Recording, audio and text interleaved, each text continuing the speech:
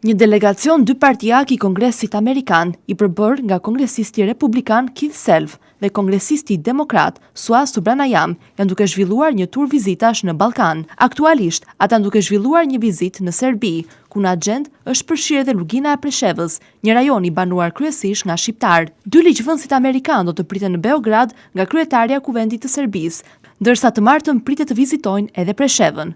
Kryetarja e komunës së Preshevës, Ardita Sinani, e cilësoi ardhjen e delegacionit amerikan si një zhvillim me rëndësi të veçantë për rajonin.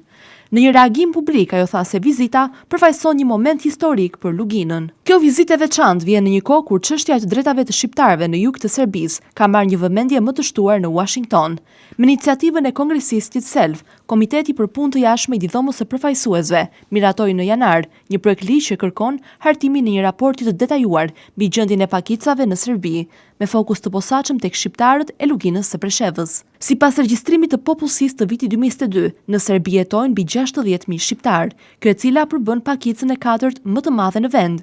Organizata dhe raporte ndërkombëtare kanë ngritur vazhdimisht shqetësime për izolimin ekonomik dhe politik të Preshevës, Bujanovci dhe Medvegjës, tri komunat që përbëjnë Luginën e Preshevës. Para ndalesës në Serbi, delegacioni amerikan vizitoi Sarajevën, ku zhvilloi takime me përfaqësues të institucioneve të Bosnjë-Hercegovinës. Në fokus të bisedimeve ishte forcimi i partneritetit me SBA-t dhe ruajtja e stabilitetit në Ballkanin Perëndimor. Gjatë qëndrimit në Sarajev, kongresistët u takuan edhe me zëvendës përfaqësuesin e lartë ndërkombëtar, Louis Krishok, me të cilin diskutuan zhvillimet politike në vend. Delegacioni amerikan do të vizitojë edhe Kosovën gjatë kësaj jave.